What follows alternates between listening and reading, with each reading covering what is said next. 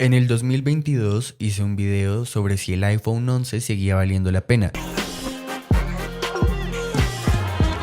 Es un videazo, pero las cosas han cambiado mucho. Para muchos, y esto es algo que me parece gracioso, el iPhone 11 se convirtió en el nuevo iPhone 6. ¿A qué se refiere la gente que dice esto? Pues es porque en su momento el iPhone 6, o mejor dicho el 6S realmente, se convirtió en una opción muy popular ya que era económico, se seguía actualizando y era de cierta forma como un iPhone calidad-precio. Cosa que me encanta decir porque hay mucha gente que se ofende o se impacta de escuchar esas dos cosas juntas, pero sí, puede pasar. Y el iPhone 11 se ha convertido un poco en eso. Un iPhone que ves en cualquier sitio cuando sales a la calle y que se ha vuelto muy popular porque lo puedes conseguir a un muy buen precio y, oye, tiene algunas prestaciones bastante interesantes incluso a día de hoy. Ahora sí estamos hablando de un teléfono con bastantes años encima porque fue lanzado en el 2019 y esto se nota en apartados como su diseño. El diseño o lo amas o lo odias, sencillo. ¿Y por qué digo esto? Porque fue el último en tener los bordes redondeados y no planos como en el resto de teléfonos de Apple que tenemos hoy en día. A mí, por ejemplo, me gustaba bastante. Ya me he acoplado a los cantos planos, pero la verdad, de ser por mí, tendría un iPhone moderno, pero con ese diseño porque sí me gusta bastante. Hay gente a la que no, pero por eso es un lo amas o lo odias. A lo mejor los bordes o los marcos de la pantalla sí son bastante gruesos en comparación a modelos más recientes, pero bueno, tampoco es algo exageradamente grave o que tú veas a la distancia y digas uff, qué porquería, tampoco. O el hecho de que tiene un notch y no isla dinámica, pues bueno,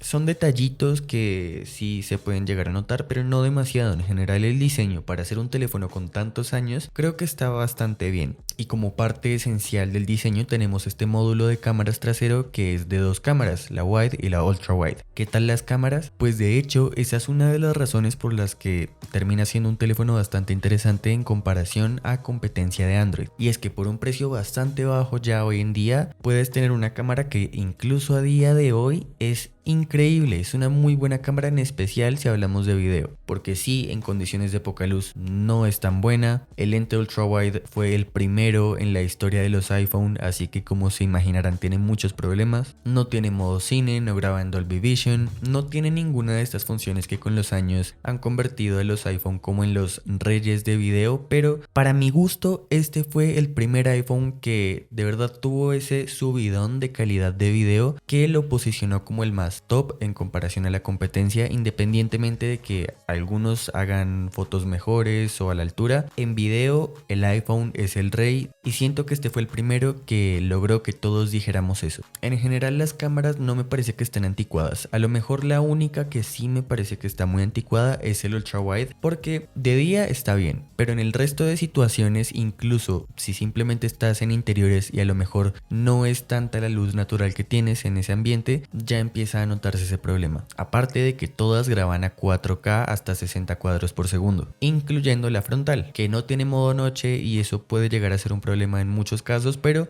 tienes el flash en la pantalla que creo que para la mayoría de selfies a oscuras es más que suficiente. Todo esto de forma asistida, por supuesto, por parte del procesador, que en este caso es un A13 Bionic, un procesador que se sigue actualizando porque ya se confirmó que sigue hasta iOS 18 y quién sabe si seguirá hasta iOS 19. Y digo lo de iOS 19 porque pues hasta el iPhone XR sigue actualizándose a iOS 18, por lo que puede ser que el próximo año maten de una vez al XS y XR y de paso pues al 11. O puede que solo a los 10R y 10S y dejen al 11 un año más. No sé, eso sí es completamente aleatorio a estas alturas porque todo está cambiando. Ya no podemos decir como, no, es que siempre Apple tiene esta cantidad de actualizaciones y ya, no. Entonces, pues es un poco incierto. Es un buen procesador, en términos generales no tienes problemas y no sientes que sea un iPhone viejo o algo así. La optimización, incluso con modelos viejos, desde hace años que ya Apple la tiene como muy perfeccionada y ya no pasa como por ejemplo en su día pasaba con el iPhone 5 o cosas así que sí se sentían muy lentos. En estos casos, aunque estén llegando a los últimos momentos de su vida útil, sigue sintiéndose muy bien, sigue ejecutando algunos juegos, sigue siendo suficiente para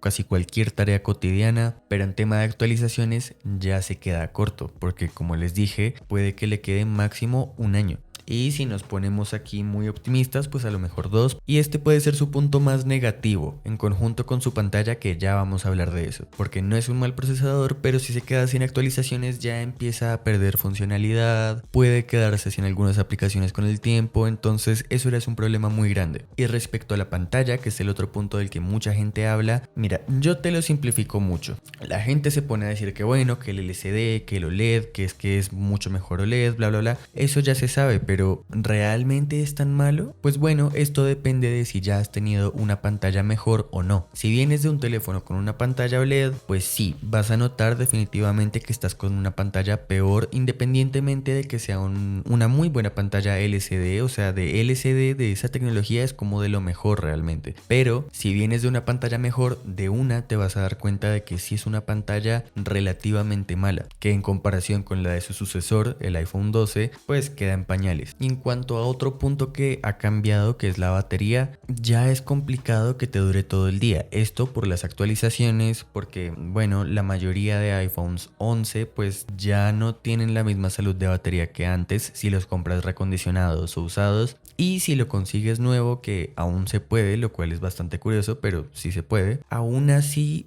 ya la optimización de los nuevos iOS pues no es igual que los de antes, así que es un poco complicado que te llegue a durar un día entero, a menos que ahorres batería, seas muy organizado y tal, sí se puede, pero debes saber que sí es un poco más difícil, o al menos más difícil que antes. Pero de resto tiene muchas características que los teléfonos aún tienen. Sí, ok, tiene Lightning, no tiene USB-C, pero hasta el iPhone 14 seguía teniendo Lightning, así que no me parece algo para hacer un drama. Tenemos una buena cámara y en general todo está como muy equilibrado, dejando de lado los puntos negativos que ya comenté. Así que si lo consigues muy barato, que tú dices esto es una locura, adelante, cómpralo. Pero por la diferencia de precio que hay hoy en día, yo me iría sin pensarlo por un iPhone 12, porque va a tener un poco más de soporte, tiene una mejor pantalla y bueno, ya es un tema de cómo lo utilices, pero puede tener mejor batería por su pantalla OLED, ya que cuando tienes fondos negros, por ejemplo, los píxeles están apagados realmente y esto ahorra batería. En resumen, ¿vale la pena? Si te soy honesto, yo diría que no. Si ya lo tienes, pues adelante, síguelo usando porque aún es bastante utilizable y si lo has cuidado, posiblemente siga pues más que bien. Pero si planteas comprártelo ahora mismo, creo que es un mal momento. Ya está llegando al final de su vida útil y vas a terminar comprando un